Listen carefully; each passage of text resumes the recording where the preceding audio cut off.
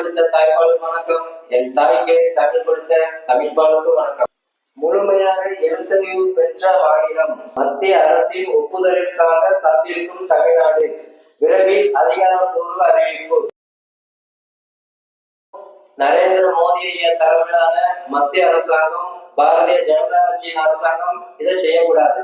அப்படி செய்யணும்னா ஒரு சில கேள்வி, ஒரு 8 கேள்வி இருக்கு.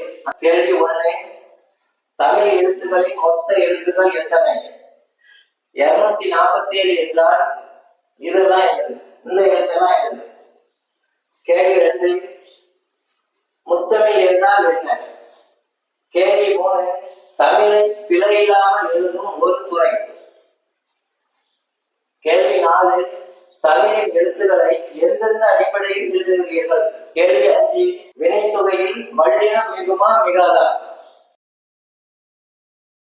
கேள்வி 6, வினைத்தொகையின் சிறப்பு முப்பொருளா முக்காலமா? கேள்வி 7, தமிழ் மொழிக்கென்று எண்கள் இருந்தும் அது ஏன் பாடத்திட்டத்தில் இல்லை? ராமேஸ்வரம் இதான் பேரு, ஆனா நாங்க ராமேஸ்வரன் எழுத மாட்டோம், ராமேஸ்வரன் தான் எழுதுவோம் அப்படிங்கிறாங்க. இப்ப ராமேஸ்வரம் அப்படின்னா இந்த சூக்கு கூட்டறது என்ன? இந்த சூக்கு கூட்டறது என்ன? ராச சோழன் அப்படி இந்த சேகி கூட்டறது என்ன? ஒண்ணா.